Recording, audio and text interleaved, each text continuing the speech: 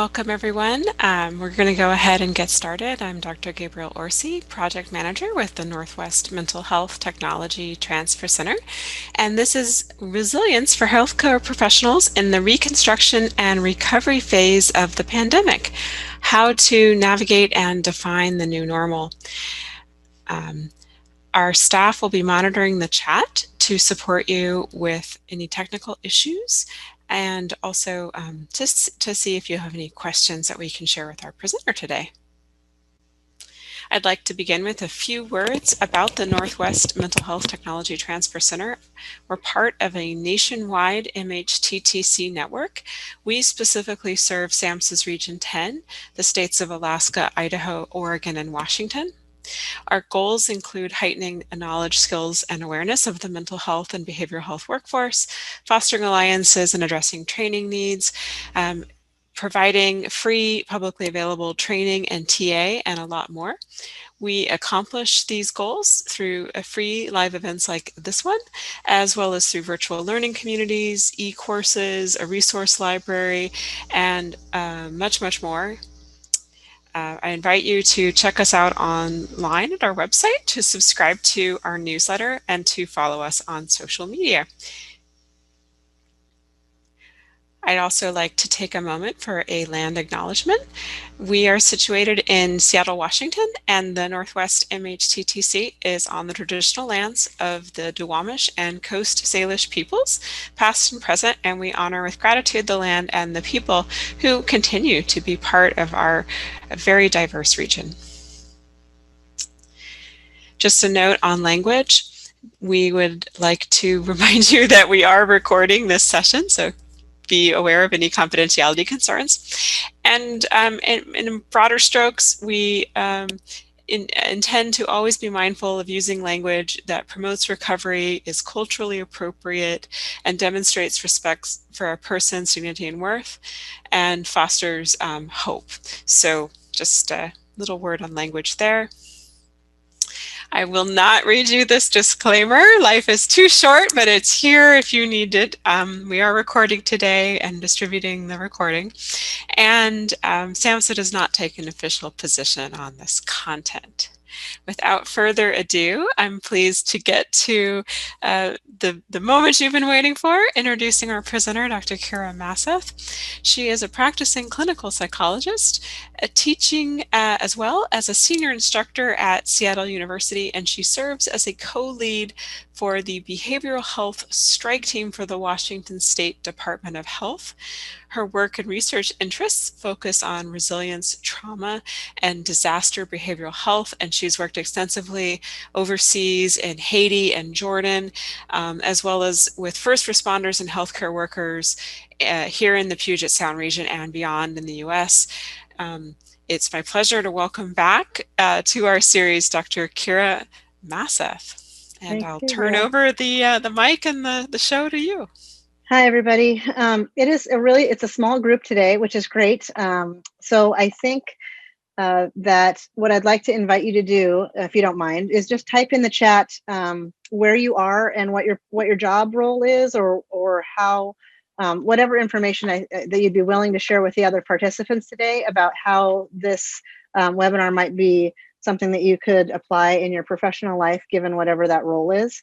I think that because the group is small, that we probably won't do the breakout rooms that we typically do, and we'll just have a group conversation. So I think it helps to kind of have a little bit of background information about, what various roles people have and their level of interest in this material.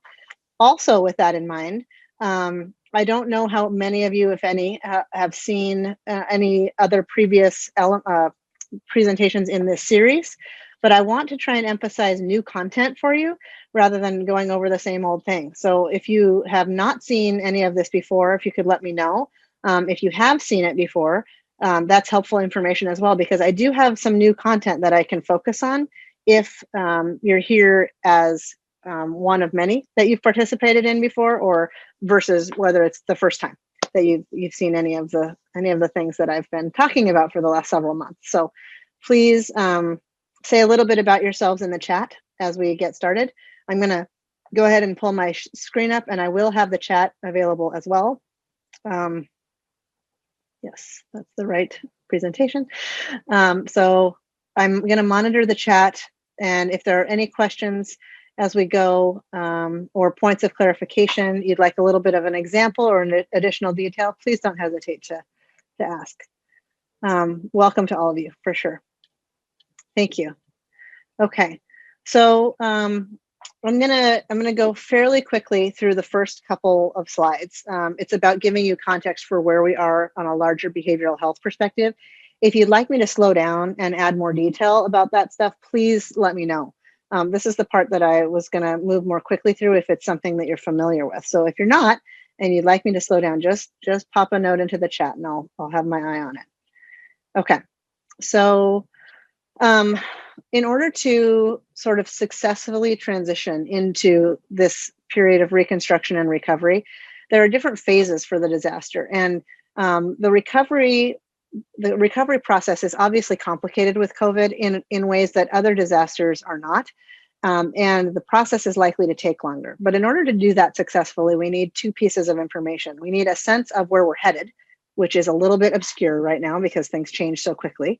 But that's the mountaintop. Like, where are we trying to go? And I want to encourage you to think about this on three different levels: on an individual level for personal resilience, on a team level, depending on your various job roles and circumstances. So however you conceive of who your professional team is.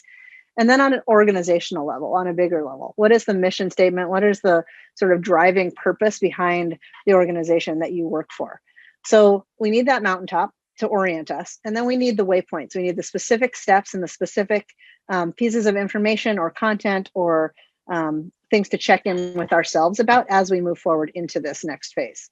So I would invite you to, if you haven't done so already, and for those of you who've heard me talk before, I always make this same recommendation, but get a pad of paper and a pencil and start by writing down internal strengths and external resources, things that you have already used to not just survive this, but to thrive in the pandemic to the extent that you have so far. And what do you still need? The way our brains are functioning right now, we don't really accurately attend to the good stuff.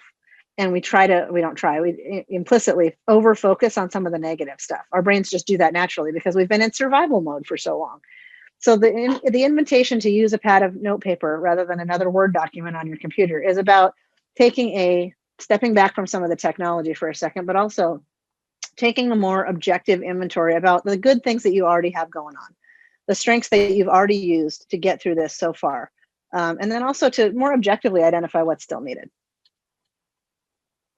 Okay. Key issues in this process as we establish whatever new normal is going to look like. And even that term is one that is fraught with misunderstanding and kind of all these different uses. So I'd like you to think of it as recovery from a disaster. And the particular phase is called reconstruction. That is meant in most disasters and other kinds of disasters in the literal sense.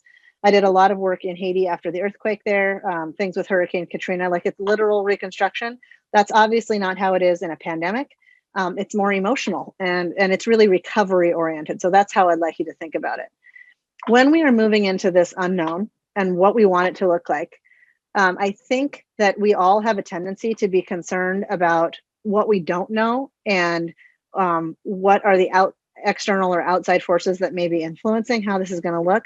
But what I want to suggest is to think about it as opportunity. And I don't think that's unrealistic. I think that there are huge opportunities that we've never had before to reorient around organizational culture, around our personal values that are important to us, and try to intentionally establish things rather than just sort of being, going with the flow and being bounced along on this process. We have the opportunity to be empowered to create it.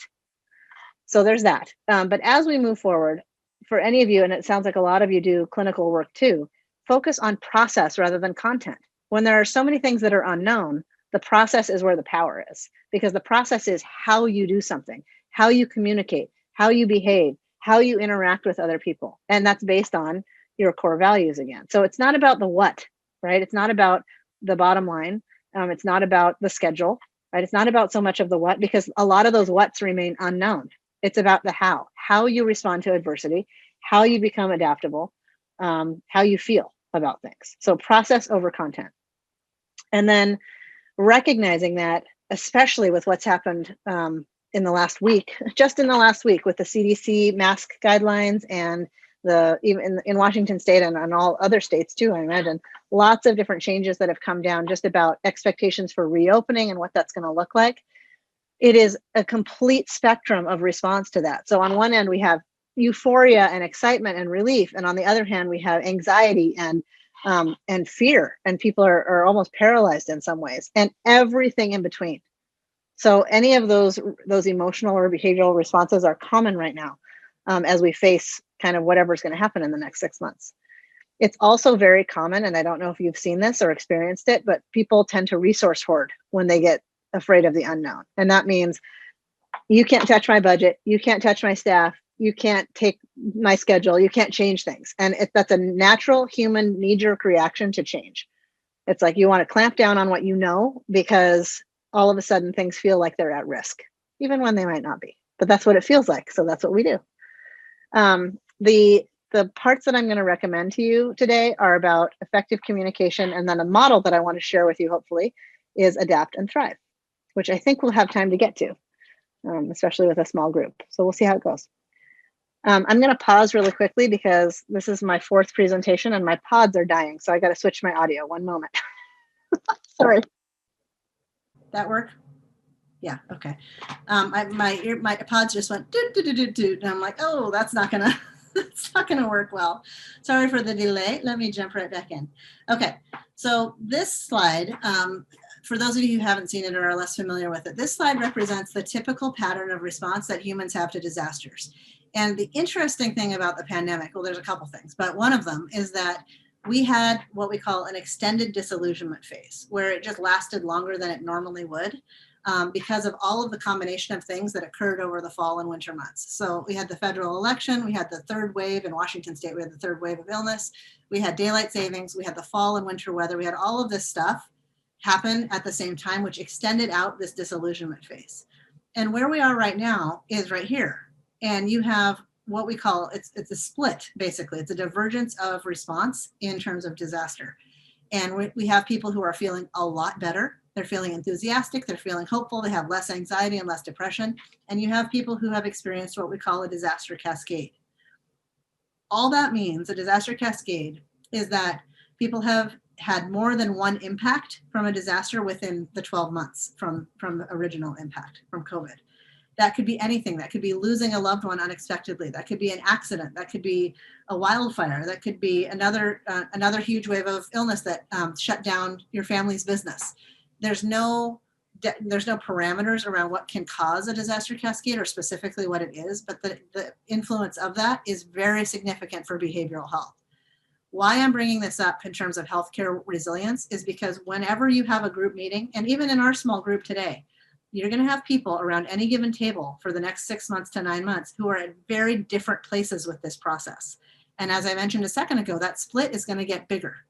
So people are doing better and some people are still really, really struggling. The concern with that from a healthcare worker perspective in terms of resilience, number one, is that we are still going to be facing significant behavioral health needs in our community. This is another surge of its own kind, and this process is going to take a while for us to recover from. That's one piece.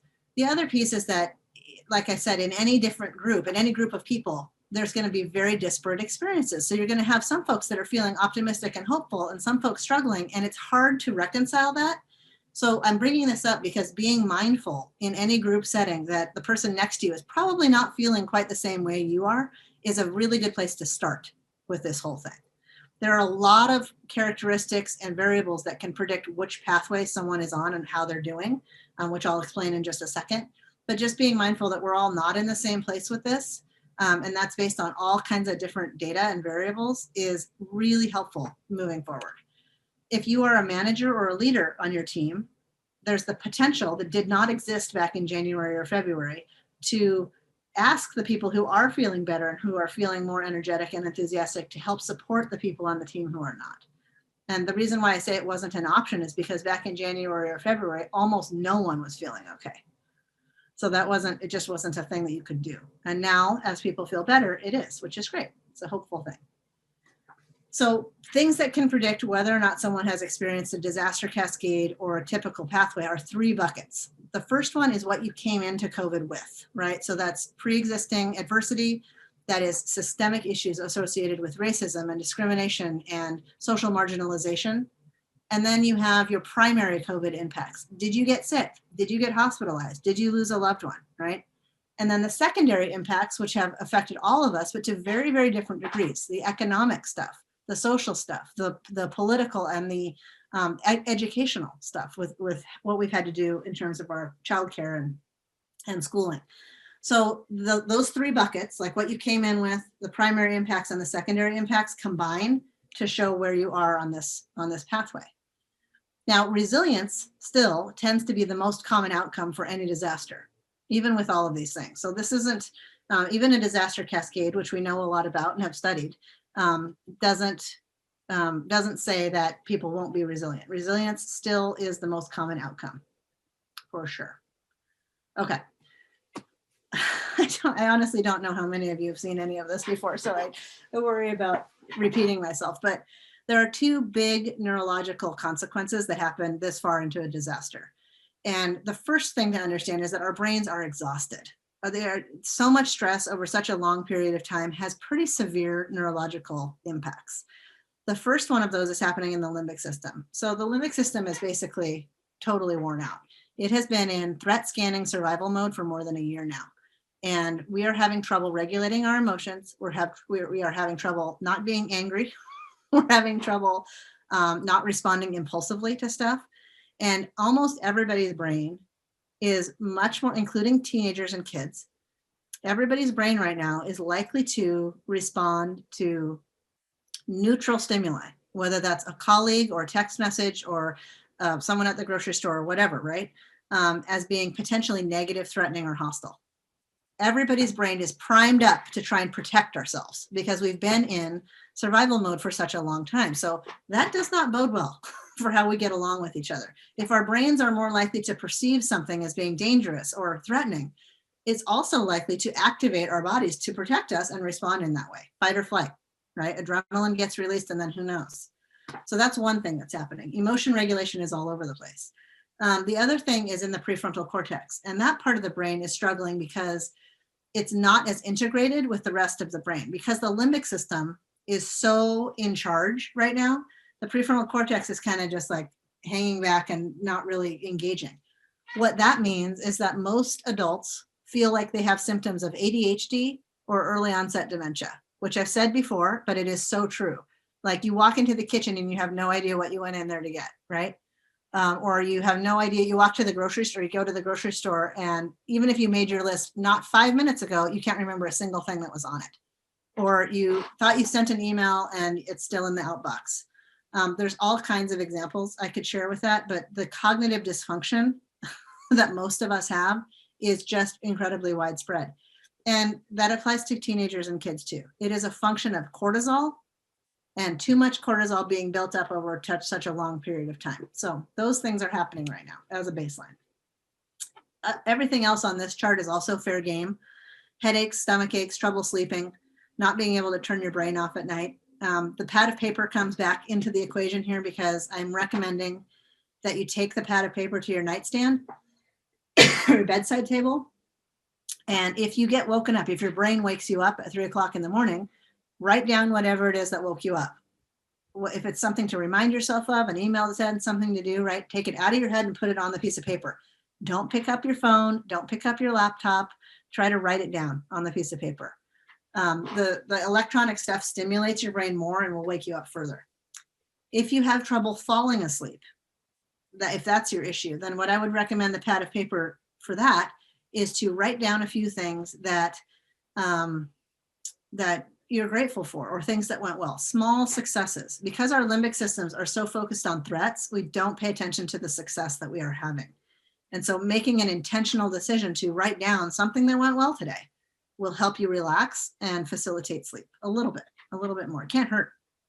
So those are some ideas. All of the other things on this list are very, very common. Please let me know if you have questions about any of this. I can give you other examples if needed. Okay, so I'm going to break down resilience for you and give you some specific examples, and then share with you a model called Adapt and Thrive, which is about this recovery period that we're heading into. So these are the ingredients of resilience, and I'm going to talk about each one on the next slide. So purpose, connection, flexibility and adaptability, and hope. Purpose is about redefining what your motivation is and what your goals are that you're trying to reach. The reason why purpose is really important in resilience and in disasters is because our sense of our ability to achieve our goals is threatened by a disaster. Everybody is used to normally thinking, you know, I can't wait for that vacation in a few months, or I want this achievement at work, or I'm going to put my name in for this promotion, or whatever it is, right? We think out down the road. In a disaster, you can't do that because the environmental circumstances are changing so quickly that you don't even know what the options are. So our sense of purpose and our sense of goals and our sense of motivation has been threatened by a disaster. So purpose is about, in resilience, purpose is about redefining what your goals are and making sure that they are the right size and the right scale to be achieved. They have to be small enough that you're regularly going to be practicing success. If you do that, you increase your own sense of self-efficacy, and you increase your motivation, and you increase your purpose. So there's 2 more days left after today in the week, right? Thursday and Friday, kind of, depending on what your work schedule is. But think just 48 hours in advance. What do you want to accomplish in the next 2 days? And that's it. Do that on a personal and an individual level. I know you can't always do that on an org level, but I'm talking individually here, right? Reorganize your goal setting and your motivation to be very, very small scale. That feels so much better and really immediately helpful, I think. It's worked for me, at least. Okay, the next ingredient of resilience is connection. Connection is anything that prevents us from being isolated and kind of not supported and not grounded in things. So it really can be anything.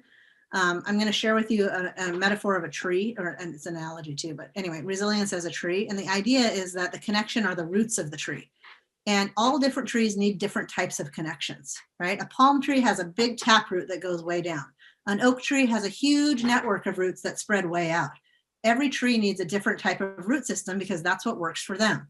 Connection is the same for people. My sense of connection and what I need is different from yours, right? I might need a small group of people that I know very well. Some people need big networks, whether it's on, online or in person or whatever. So our individual needs for connection vary a lot, but it's been threatened by this particular disaster because we haven't been able to connect in the ways that we want to. So connection is really about being creative. As the weather gets nicer, there are way more opportunities to connect with folks outside in the summer months than there are over the winter, which will help. But it's also about, one more Zoom happy hour and whatever the things are that, still keep you connected. It can be, spiritual groups, church groups. It can be social justice related causes, people that feel the same way you do about an issue. It can be pets. Pets are a great connection for people that have saved a lot of lives, I think, in this pandemic. So it just depends, but you got options for connection. More now than ever before. Okay, the next ingredient of resilience is flexibility and adaptability. And this is, as a clinical psychologist, adaptability, I think, is the most important ingredient for resilience, but it's also the most difficult. I have worked with so many clients over the years who they will stay in an unhealthy situation, whether it's a relationship or a job or something that they don't like, just because it's known to them. So they'll stay in a known entity because they're afraid of the unknown. We have trouble. Humans have trouble with adaptability because we like to know what's coming. We like to predict. We like to just have a sense of it. And we can't. You can't do that in a disaster. So adaptability is very, very healthy. It's hard to do. But here's what I suggest. I would recommend paying attention to your body's reaction the next time you are confronted with an unexpected change. So something happens and you're not expecting it. Like for me, I have 2 small kids, a 5-year-old and a 3-year-old. And when one of them gets sick, neither of them can go to childcare because those are the rules. So then my schedule changes, my husband's schedule changes. We figure out like who's going to watch who when, and it throws our whole day or week into chaos. I don't like it when that happens, but I need to be adaptable. And so when I notice myself getting upset, physically, like my heart races, or I get sweaty, or I notice tension in my neck, that is a signal to me that my body is perceiving that unexpected change as a threat rather than as a challenge. And if I can shift my thinking to challenge away from threat, I have more options. So when you're threatened by something, you have three options, right? Fight, flight, or run. Oh, wait, fight, run, or hide, basically. When something is a challenge, you can organize it, break it down, work it out with someone else, get some support, and overcome it. You have options if it's a challenge. And the cool thing is that every time you do that, every time you shift your thinking from threat to challenge, you practice adaptability and you develop hope. Hope is the byproduct that you get when you shift your thinking from threat to challenge. It's really, really cool. Hope is not the same thing as optimism. Hope is realistic. It's grounded in opportunity. And hope is often, if you imagine, when you're worried about something, pick anything, right? You're worried about a particular thing. We tend to only focus on the worry part. Hope is whatever lives on the other side of that coin. Here's the issue, right? And your attention is focused on all the things that can go wrong or what may happen that's negative. Hope is what lives on the other side. It's not positive. It's not unicorns and rainbows. It's realistic opportunity of something that you hadn't been considering before. And it's really meaningful to people. However, it is incorrect to assume that other people have the same kind of perception and experience of hope that you may, because hope is tempered by transgenerational trauma and long-term exposures and experiences to things that are very, very different depending on the group and the identity that you have. So hope is like all the other elements of resilience, very, very unique, but more so tempered by those collective cultural experiences too. Okay, so if you're going to have trouble remembering these ingredients, this is the model. This is the model for you. If you think of resilience as a tree, it may help. So the purpose is the fruit of the tree. What are your goals? What are you producing? What is your motivation, right? The connection are the roots of the tree, the roots that ground you, give you nutrients and support. The flexibility and adaptability is that skill to sway in the wind, to bend in the storm. And if you are rigid and won't bend, you'll crack and break, just like a tree will. And humans do the same thing, right? We really need to be adaptive. And hope is like the moss that grows on the north side of the tree. It's about finding an opportunity to thrive in a resource environment that's got not very much light and it's kind of dark, but the moss does well there. And that's the reality. So that's the model for resilience specifically. Normally we would do this in breakout rooms, but it is such a small group that I would like to invite you to type in the chat any examples or just unmute yourself. There's not enough people, not very many of us here today. So if you'd like to unmute yourself and provide an example of this, I think it would be helpful to share feedback with each other. So which element of resilience is the most challenging for you or the easiest and why? And then do you have any suggestions you can make with each other about how to encourage or increase connection or adaptability, or really any of the others, but I kind of wanted to focus on those. So any of these questions are fair game for us to discuss.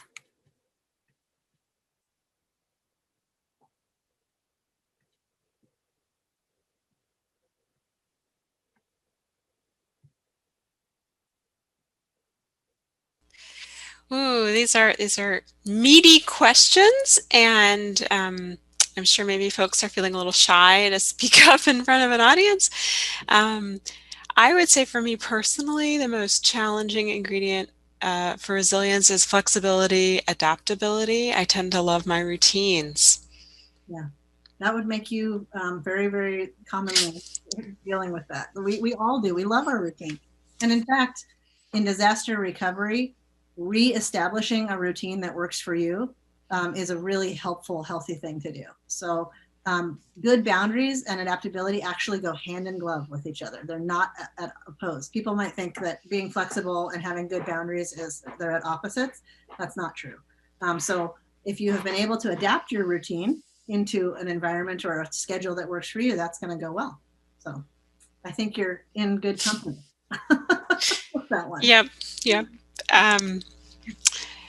Yeah, I mean, it's not like I haven't seen some silver linings. I very much appreciate not having a long commute every day. So that change to my routine has been pleasant, but certainly adapting overall to the pandemic situation is not easy.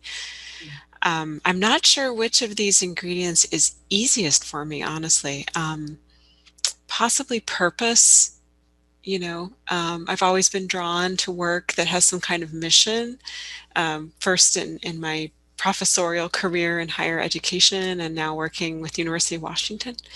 And I would imagine, based on what folks have said in prior sessions on this and similar topics, that sense of purpose is a shared aspect of resilience that people can connect to more readily. I mean, I think people get into this kind of healthcare space because they care about people and they have a sense of purpose. Yeah.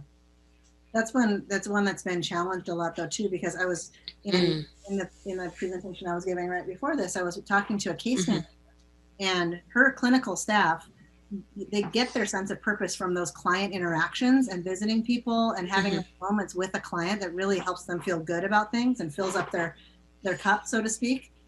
And because of the pandemic, they haven't been able to do those home visits. So people are doing paperwork, they're focused on the forms and all the stuff they have to fill out, and they're not having that client engagement that they love.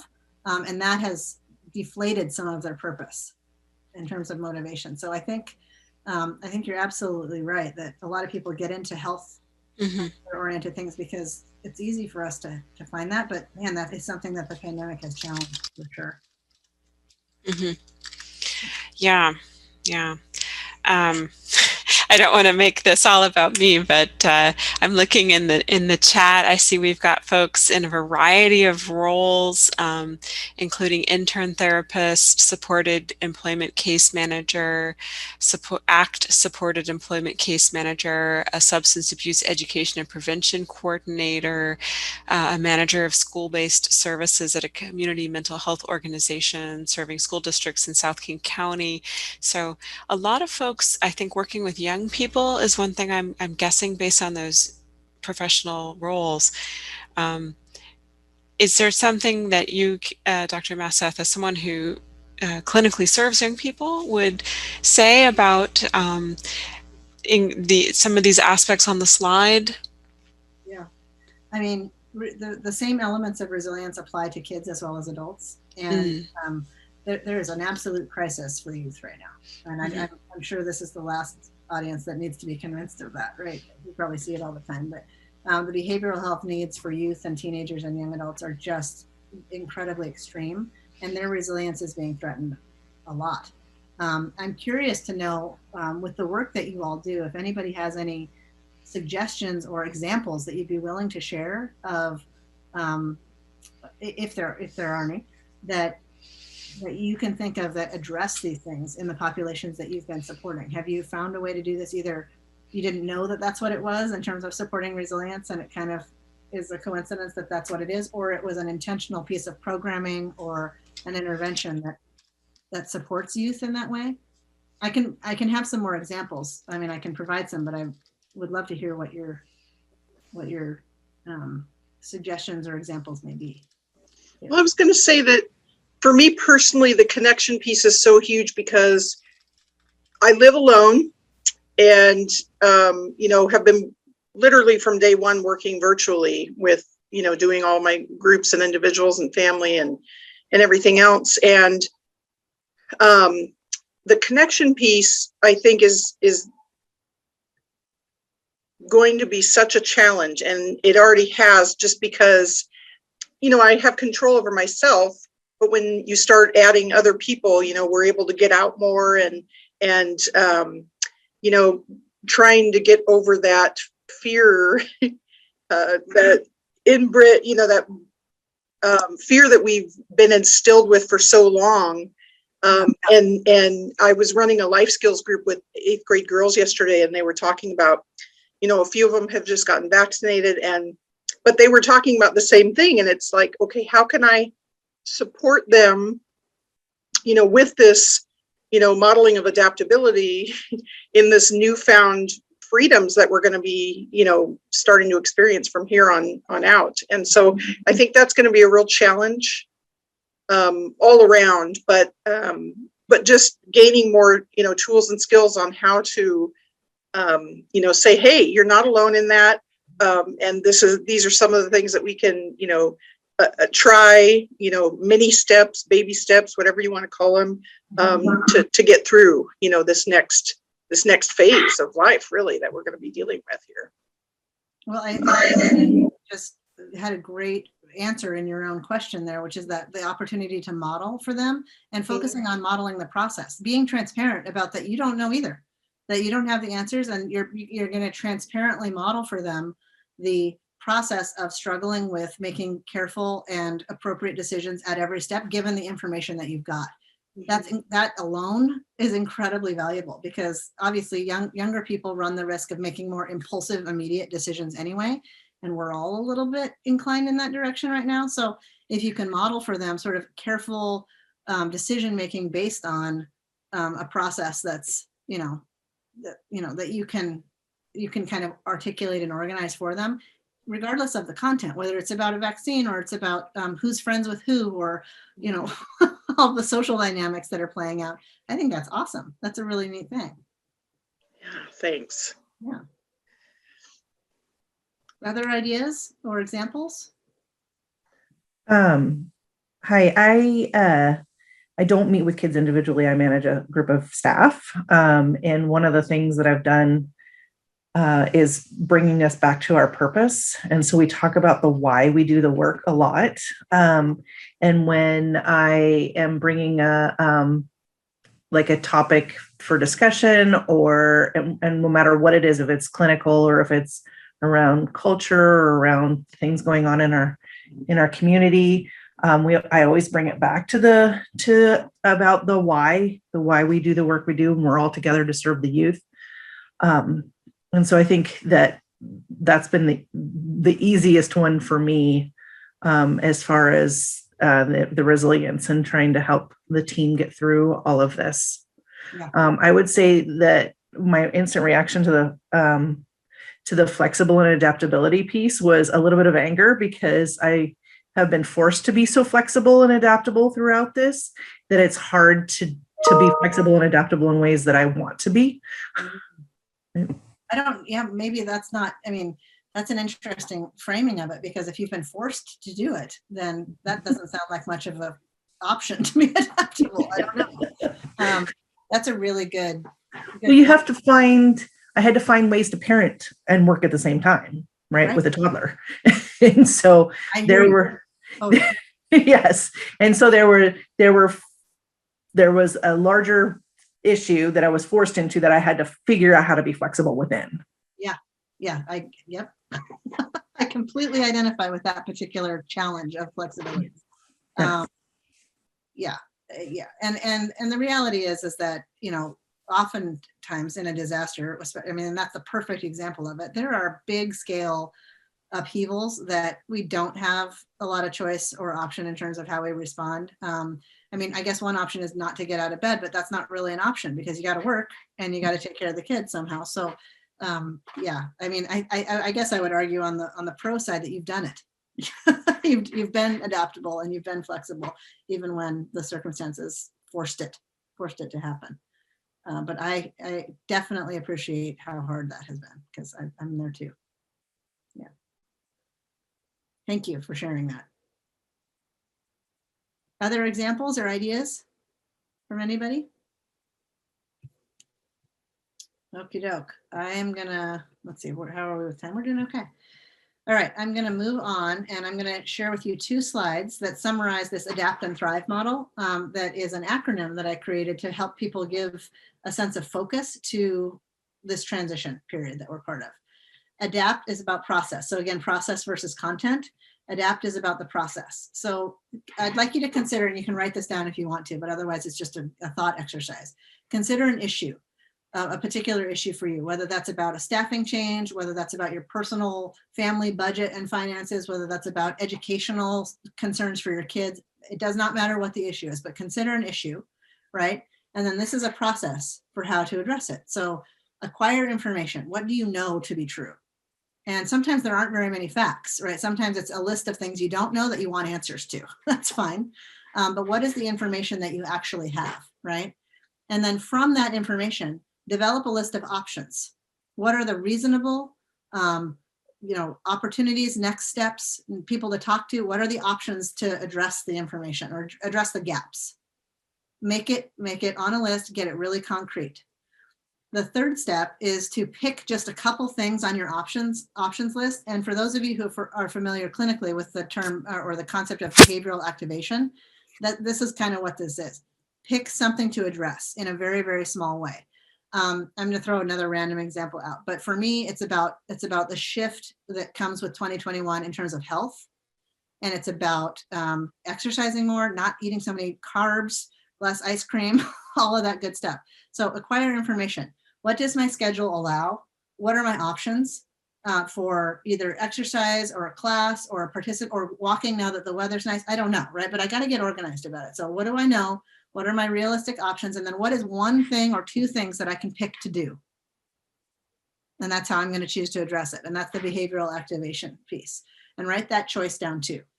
And then the fourth thing is more of a behind the scenes kind of a process, but it's about how much power there is when in engaging in the unknown, we prioritize our core values. I'm going to take you through an activity on this in just a second. Oh, maybe if we have time, I'm hoping we will. But this is about grounding yourself in the foundation of who you want to be as a person in any role, in your professional role, in your family or personal life role, any role. Prioritizing in terms of the process that you use, the values that are important to you, whether that's gratitude or compassion or hope, or there are no wrong answers because it's not my list for you, it's your list for you, right? And then the last one there is to talk about it. It is to continue to normalize the progress that we've made in including behavioral health in health, right? To continue being able to discuss boundaries and resilience and all of these other things that have come up this year. I don't want that stuff to get lost. I know I'm not alone. I think we run the risk of having stigma increase again as people start to feel better. There may be this, I mean, not that it went away, but it became more normalized to talk about behavioral health for sure. So as some people start to feel better in this reconstruction and recovery period, I think we run the risk of saying, I'm better now. What's wrong with you? Because you're not feeling better. And that really worries me actually. So I do want to encourage us to be mindful of it and to continue to talk about all aspects of health, including behavioral health. This is, oh, sorry, I skipped around. I didn't mean to do that. That's the last one. So I am going to skip forward and you will have access to this entire deck, but I'm going to go to the summary for Thrive, which is right here. And these are the pieces of content. So these are the specific things to focus on. And then I'm going to walk you through, a values-oriented exercise. So focusing on transparency. And what I mean by that specifically is being transparent with the not so good stuff as well as the good stuff. Not just talking about what you know and what the successes are, but being transparent about what's unknown still and what's not going well and calling it out. Health is about focusing on all aspects of health, including behavioral health, right? Substance use, all of it, prioritizing that as an area of focus. Resilience, you're already familiar with those 4 ingredients. Integration is about trying to make your thoughts and your feelings and your behaviors as cohesive as possible. We know a lot of data says that when humans have those things integrated, it takes less energy and it's way less stressful. There's way less anxiety when your thoughts and your feelings and your behaviors match, when they're congruent. So that integration is challenging. And we often, especially in this disaster, we put on a face. It's like everything's fine and it's not fine. It's not. So integration is about being more consistent and cohesive. Values and vision, I'm going to get more to that in a sec. And then education, I've updated this recently. The E can be anything, like the acronyms can shift. Education is good. It's about continuing to engage with resources and inform yourself about developments as you go into this recovery process. But it's also, E can also stand for effort, which is about just acknowledging the effort that you put into your self-development and the thriving and not just surviving.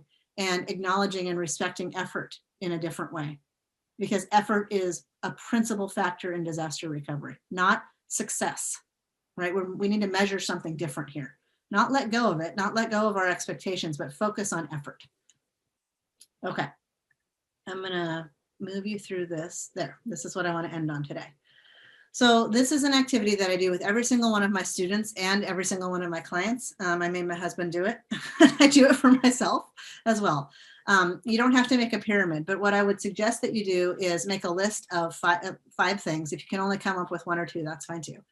And write down what your core values are for yourself. Just a list of characteristics that describe pieces of you that you aspire to develop or become. They can be anything, any 5 words, any 5 adjectives or descriptors. I'll give you some examples in a second, but I'd like you to think about what are the most important values for you. The next thing to do with this activity is to write down today's date somewhere on that piece of paper and give yourself a percentage from 0 to 100% that indicates how completely that characteristic is embodied by you today. And here's what I mean. If one example is honest, like I want to be an honest person. Well, I don't go around lying to other people, right? But I'm not always honest with myself. So I can't give myself 100% on that, because in order for any of these core values to be fully embodied, it needs to be in all of the various roles that I play. As a mom, as a teacher, as a student, as a psychologist, right? All of the different hats that we wear. So you're the only one who gets to judge yourself. Nobody else gets to do that, right? And whatever those percentages are gives you some insight as to where your effort can be focused. Things like compassion or honesty, or the one that I really struggle with that is a core value is patience. I really want to be more patient, and it's important to me, but it is so hard. So why do you do this? What's the point of this? Well, anytime you're going to go into a difficult conversation or an interaction with a stranger, right? You can be doing those behaviors and those interactions in a way that is consistent with your pyramid, with your core values, or not, right? If you're not behaving or communicating in a way that's consistent with your core values, whose pyramid are you building? The idea is that you contribute to this over time, a grain of sand at a time, an interaction at a time, and over months, your percentages will drastically increase, because this gives you a foundation to operate from.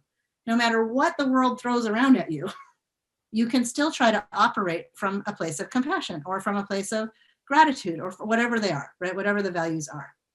It gives you a landing pad and something to structure decisions around.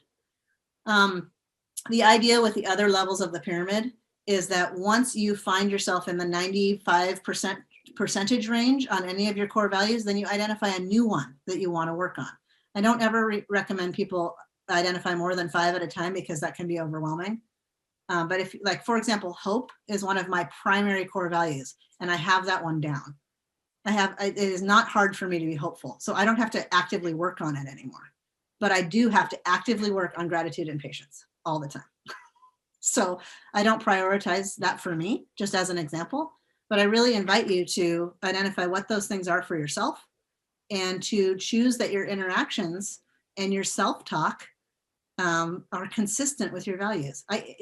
There are very few guarantees in clinical psychology, but this is one of them. I can guarantee that your interactions will go better if they're grounded in this than if they're not.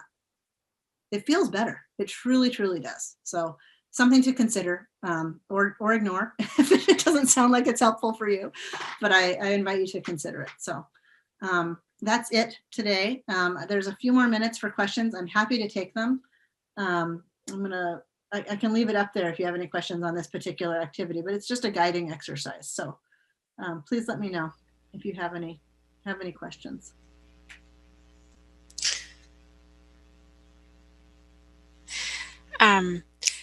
Thank you so much, Dr. Mauseth. Really appreciate your time today, and thank you everybody for being here. I'm looking in the chat for questions. I'm not seeing any burning questions. Just a reminder, we are going to distribute the recording of this webinar and the slide deck, which will have that slide with that exercise on it, through our website and probably will take us a little time to get that all posted. So stay tuned for an email from us, as well as a separate email about a certificate of attendance for today. I know our staff has shared in the chat the evaluation link. Just encourage you to do that. It helps the free trainings keep coming like this one. Just a reminder about the various ways you can connect with us and learn what we will be doing next online through our newsletter and on social media. Great. I think people are sharing their kudos. Thank you. Again, I appreciate everybody's time today. Thank you so much for being here. Thank you again to our presenter, Dr. Kira Mauseth, and we hope to see you online soon at another event. I'd also like to give a plug for Dr. Mauseth's other webinars and modules. We've recorded those and you can find those on our website. So if you're interested in what else she's been speaking to us about disaster behavioral psychology, I would encourage you to visit our archive of recorded webinars. Thank you everybody again, and we'll see you hopefully another session.